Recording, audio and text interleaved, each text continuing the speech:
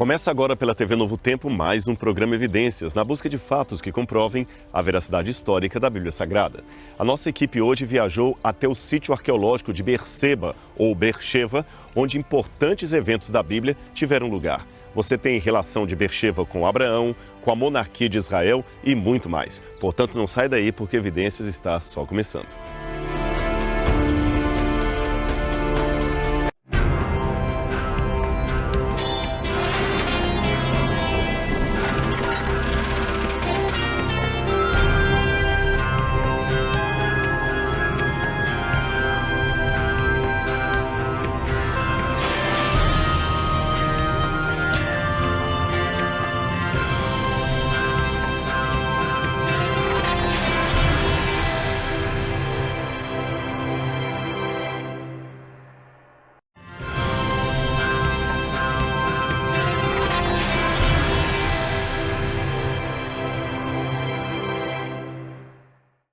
De volta com o programa Evidências e tem muita informação importante para você hoje aqui de Berseba, Israel.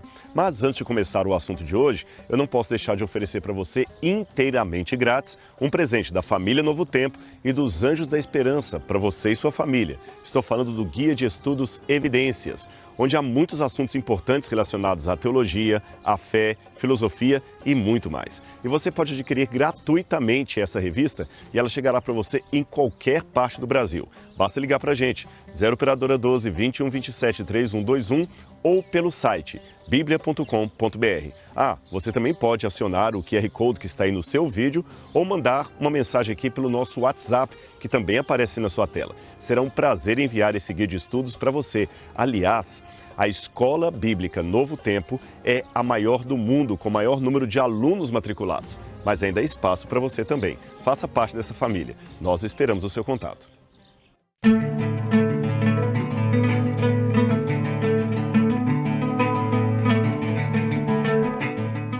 Normalmente, quando queremos nos referir ao território nacional brasileiro de maneira completa, a gente fala, isto foi do Oiapoque ao Chuí, ou seja, do extremo norte do país ao extremo sul.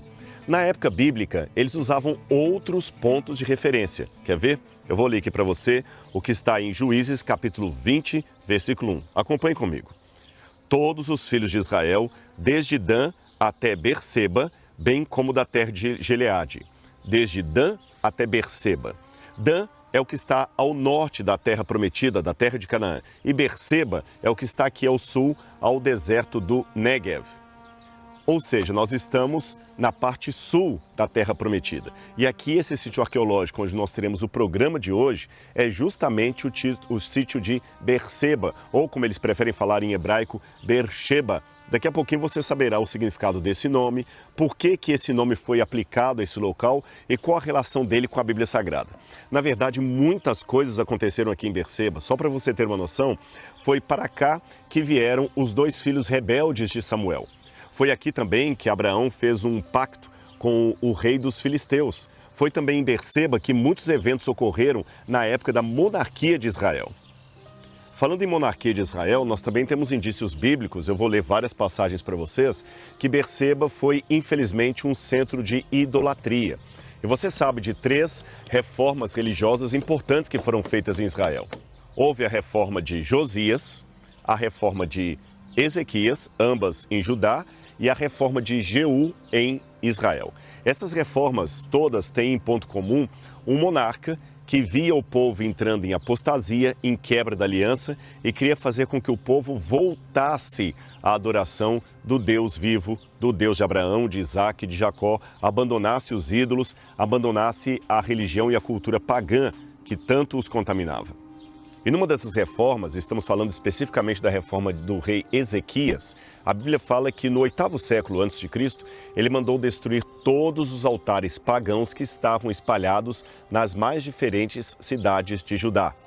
E aqui eu tenho uma réplica de um altar pagão daquela época. Você sabe que o altar é pagão por algum diferencial que havia entre esses altares e os altares bíblicos. O diferencial seria o seguinte: Quando Deus mandava o povo de Israel fazer um altar, ele mandava que esse altar fosse feito de pedras brutas, não de pedras lavradas, isto é, polidas, como você está vendo aqui.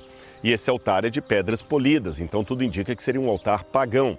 O original desse altar hoje está no Museu de Israel, e o que eles encontraram aqui foram apenas partes dele que hoje foram recuperadas e estão lá no museu.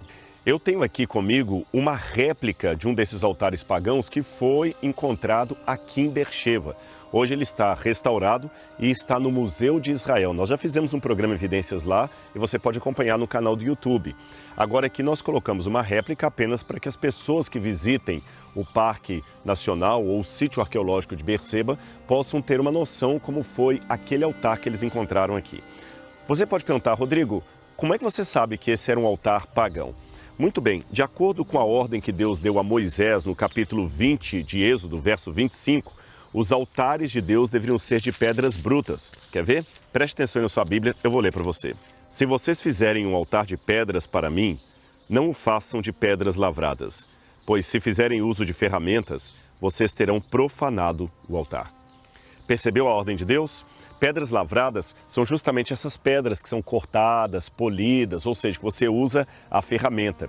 Deus disse que os hebreus deveriam fazer para ele um altar de pedras brutas, isso é, como ela estava em natura, e não assim, completamente talhadas.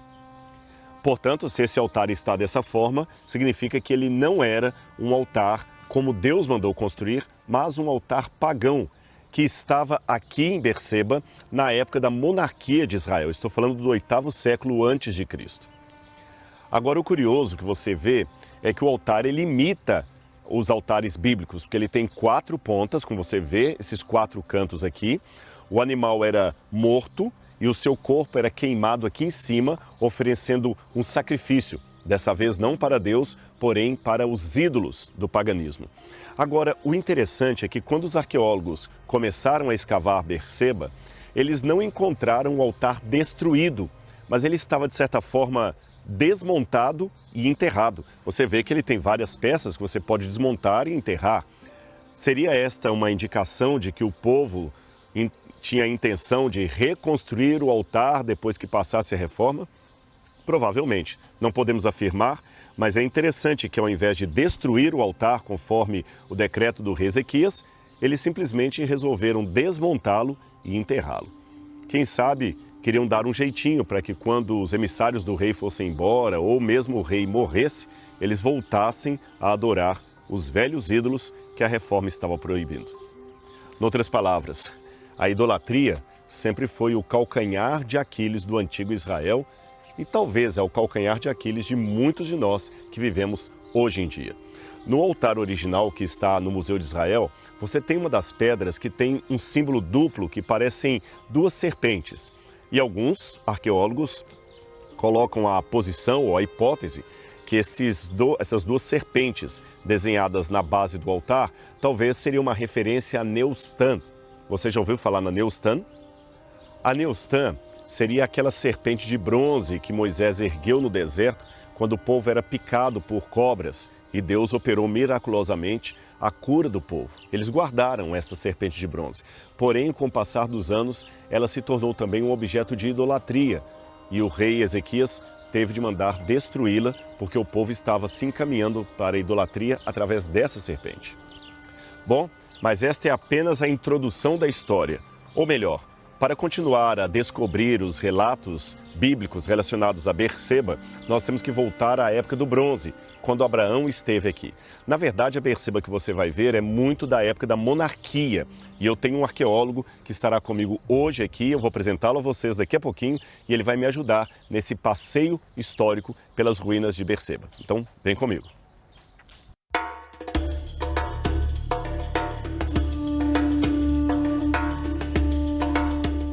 Para tornar esse passeio arqueológico mais didático para você entender em casa, eu preciso primeiro explicar algumas nomenclaturas que talvez você vai ouvir durante o programa. Os arqueólogos, pelo menos que trabalham com arqueologia aqui da Terra Santa ou do Levante, olha esses nomes, o Levante ou Terra Santa ou Canaã ou Terra de Israel, estamos falando da mesma região geográfica. Eles usam uma nomenclatura para datar os períodos. É claro que é uma nomenclatura para cunho acadêmico, mas ela tem o seu valor. Quando o ser humano viveu primeiramente aqui, ele usava muito instrumentos de pedra. Então nós chamamos esse período de período lítico, ou a chamada Idade das Pedras. Aí você tem o período lítico dividido em várias partes. Você tem o período epipaleolítico, que é o mais antigo, você tem o mesolítico, o neolítico. Você já ouviu falar desses nomes, só que com uma nomenclatura mais popular. Você ouve falar da Idade da Pedra, Idade Polida, Idade da Pedra Lascada, é a mesma coisa. Depois, quando os seres humanos começaram a trabalhar com o metal, aí nós chamamos esse período de Idade ou período Calcolítico. Depois do período Calcolítico, nós temos um outro período mais recente, que é o chamado período do Bronze, onde eles começaram agora a arte de manusear o bronze. Esse período do bronze é, de acordo com a cronologia bíblica, o período em que Abraão, Isaac e Jacó andaram pelas terras bíblicas. Foi também no período do bronze que o povo de Israel foi para o Egito. Foi no período do bronze que Moisés tirou o povo de Israel da opressão de Faraó. Foi também no período do bronze que o povo de Israel caminhou durante 40 anos no deserto. O período do bronze termina em 1200 antes da Era Comum. Aí começa um novo período que nós chamamos de período do ferro. E tanto o período do ferro como o período do bronze é dividido em bronze 1, bronze 2, bronze 3, ou ferro 1, ferro 2. Você também pode falar de bronze antigo, bronze médio, bronze recente ou bronze tardio, tá certo? São os períodos que nós dividimos. Depois do período do ferro, ainda em cronologia de arqueologia bíblica, você tem o período persa. Aí você pode datar algo do período persa. Depois do período persa, você tem o período helenístico, que é quando a cultura grega estava dominando o local. Depois do período helenístico, você tem o período romano. Depois do período romano, você tem o período bizantino, a partir do quarto século de nossa era em diante. O período bizantino é o início também da Idade Média. Então é muito comum nós falarmos aqui em Israel, olha, isso aqui é do período do ferro 2. Olha, isso aqui é do período persa. Olha, isso aqui é do período do bronze. Você compreendeu? Agora, você já sabe essa nomenclatura, eu tenho que explicar algo que você vai ver no programa de hoje. Nós ainda não temos aqui nenhum resquício arqueológico do período do bronze. Logo, eu não tenho aqui nada que me aponte a Beersheba da época dos patriarcas, da época de Abraão, Isaac e Jacó. Não temos. Aí você pode falar, mas por que não tem? Bom, um dos grandes dilemas da arqueologia é que às vezes nós temos que destruir a antiguidade para encontrar antiguidades. Eu vou explicar para você a razão disso. Imagine um bolo de aniversário. Conseguiu imaginar? A festa, todo mundo cantando parabéns. O bolo de aniversário tem várias camadas, não é isso? Glacê, chocolate, doce de leite. Pois bem, assim também acontecia com os assentamentos do passado. Imagine comigo, você tem aqui uma cidade. Aí vem a ação do tempo, terremoto, guerra, abandono, reconstrução. Essa cidade vai sendo aos poucos modificada, abandonada, destruída. Os novos moradores não chegavam com tratores e empurravam todo o entulho para construir outra cidade nova. Eles aproveitavam muitas vezes os restos, o entulho da cidade anterior e construíam por cima. Aí o mesmo processo se repete. Você tem a ação do tempo, terremoto, guerra, mudanças. Essa cidade também acaba se modificando, eles constroem uma outra por cima. Com esta série de construções sobre construções, nós vamos fazendo um verdadeiro bolo de camadas arqueológicas. Aí você sabe, o que está mais embaixo é mais antigo, o que está mais no topo é mais recente. Agora você imagina o dilema do arqueólogo. Para ele descobrir, por exemplo, algo do período do ferro 1, ele tem que, às vezes, destruir uma camada do período persa, por exemplo. Você percebeu o dilema? Por isso que a arqueologia não vai nem fazendo buracos aqui e acolá de maneira indistinta e nem escavando todo o sítio. Ela preserva algumas coisas para que nós possamos ter assentamentos de períodos mais recentes em relação à nossa época, mesmo assim que são tão antigos e importantes para a história de Israel. Portanto, o que os arqueólogos escavaram aqui foi justamente a Beersheba do período da monarquia de Israel. Mas para falar mais sobre isso, eu quero convidar um amigo que está aqui comigo, Frederico.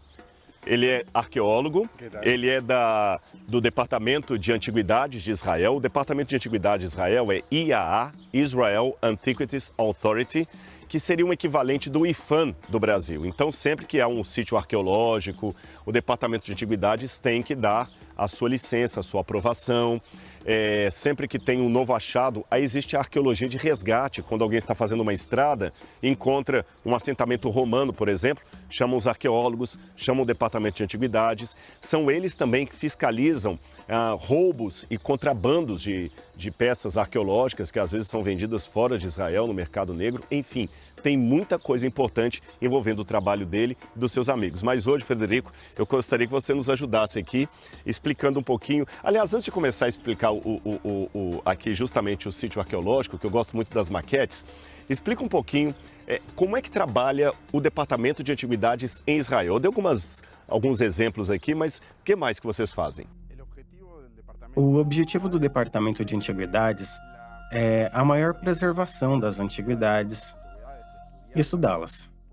Poder mostrá-las ao público e expô-las ao público como uma ferramenta para poder preservá-las, para que as pessoas se conscientizem, queiram cuidar, queiram conhecer mais.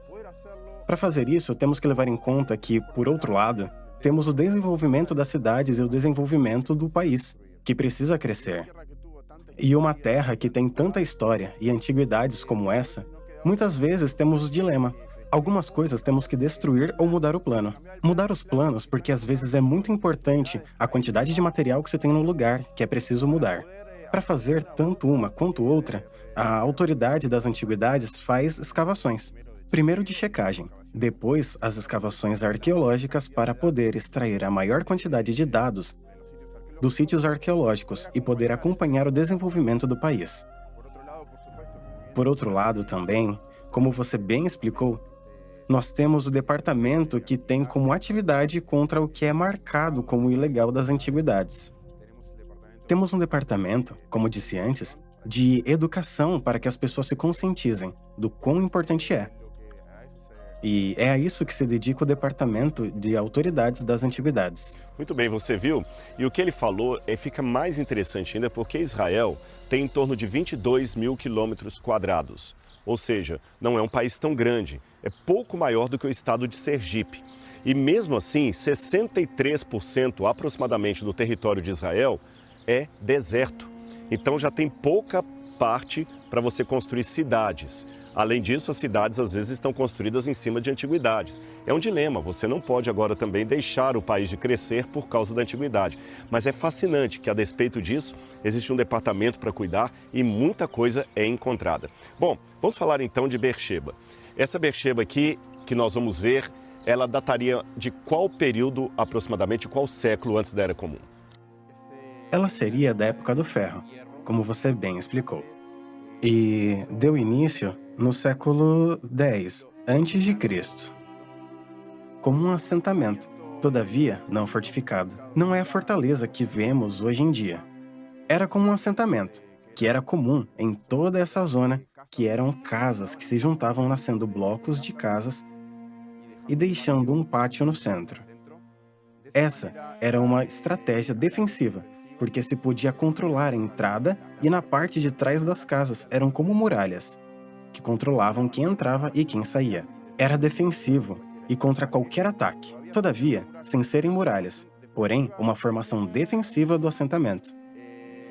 E sabemos que no pátio ficavam os animais que eles tinham, que criavam.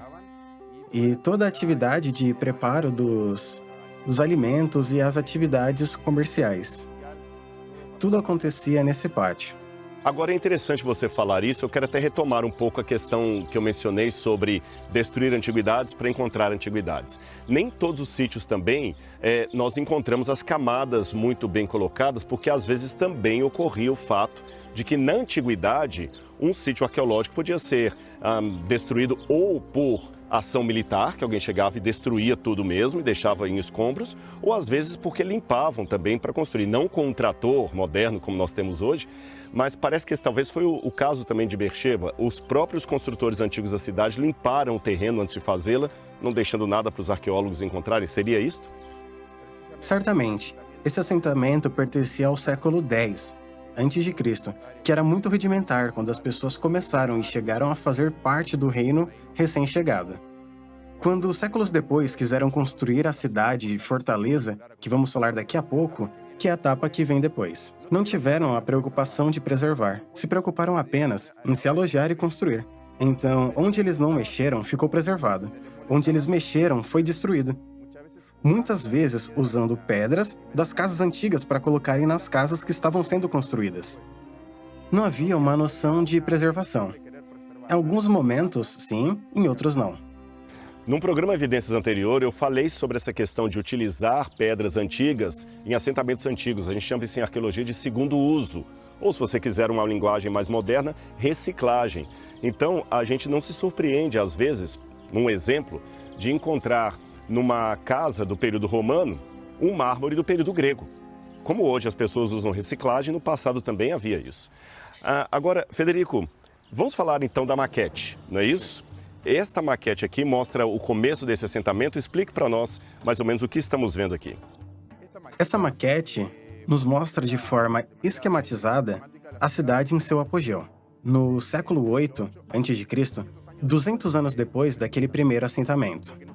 O que ela nos mostra é como ele está localizado na geografia.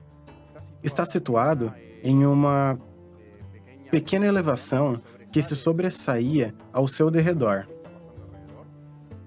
Está situada também em um terreno de terras férteis para a agricultura e para o gado. Alguns quilômetros mais ao sul, já não é tão fértil. Então, a fortaleza estava desse modo estrategicamente localizada para controlar todo esse campo. É elevada para uma melhor visão. Está ao lado de caminhos de comerciantes, vindo desde essa época da Arábia Saudita, da Jordânia, que iam para o centro do reino, para Jerusalém ou para a costa.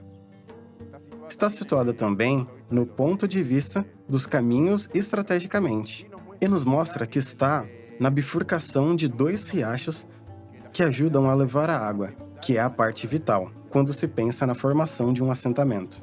Muito bem, vocês notem a estratégia da cidade para ter água, para ter agricultura, para ter defesa. Quantas pessoas aproximadamente poderiam morar em Beerseba nesta época? É difícil saber. Há estimativas por metros quadrados. Alguns estimam que havia cerca de 10 mil metros quadrados e que poderia abrigar algo em torno de 5 a 7 mil pessoas.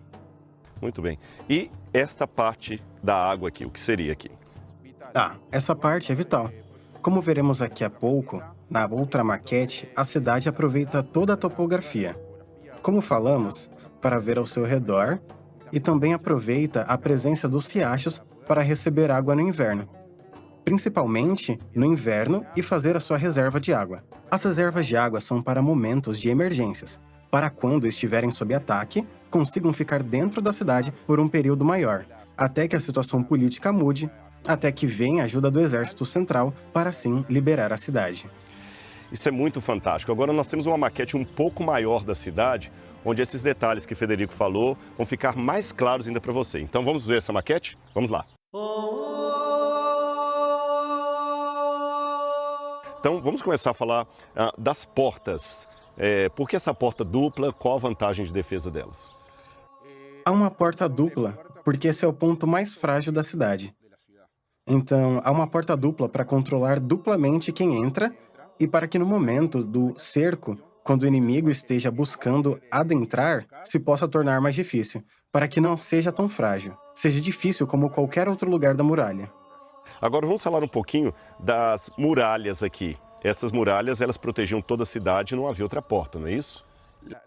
A cidade se chama Fortaleza. Alguém do reino se sentou e olhou esse local e planejou tudo da forma como era importante para o governo. Não que as pessoas pudessem construir como quisessem, mas alguém planejou as casas, as muralhas, os portões, onde ficaria a reserva de águas. Então, era uma cidade muito bem planejada e muito importante, porque não foi encontrada uma cidade tão bem preservada como essa no reino da Judéia, porque nada se encontrou depois. Talvez por isso ela tenha sido encontrada tão preservada. E porque se escavou quase que extensamente. Escavou quase toda a cidade. Quase que não sobra nada sem escavar. Então temos a planificação da cidade. Como bem disse, temos as muralhas que rodeiam a cidade, que está numa elevação, muito difícil de se atacar. E as ruas foram planejadas em circunferência, como as muralhas, paralelamente para dar uma resposta rápida, chegar de forma rápida ao inimigo que está tentando entrar na cidade. A cidade tem algo que também foi planejado visando a sobrevivência no caso de ataques, que são os armazéns. Ela tinha armazéns enormes para colocar ali todos os recursos alimentícios e poder aguentar por muito tempo. Era uma cidade administrativa também. Nos tempos de paz, esses armazéns recebiam como que o tributo das pessoas, dos camponeses do reino. Recebiam o tributo e daqui se levava para Jerusalém. Então, era uma cidade administrativa, que cuidava do tema econômico dos impostos e também com o tema da justiça. Se preocupavam com a justiça. Você viu que interessante?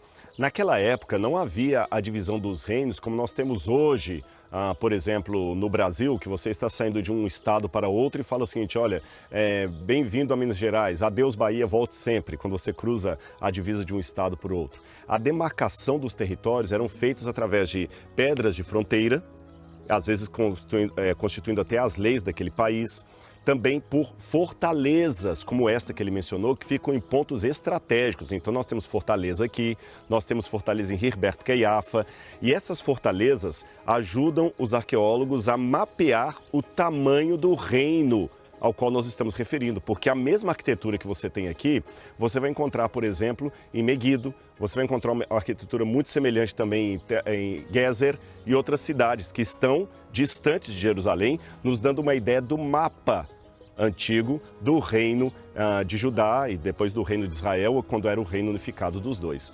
Então você nota, se um exército viesse cercar a cidade, como ele falou, nós temos um exemplo emblemático, que é quando Nabucodonosor cercou Jerusalém, a guerra funcionava justamente assim.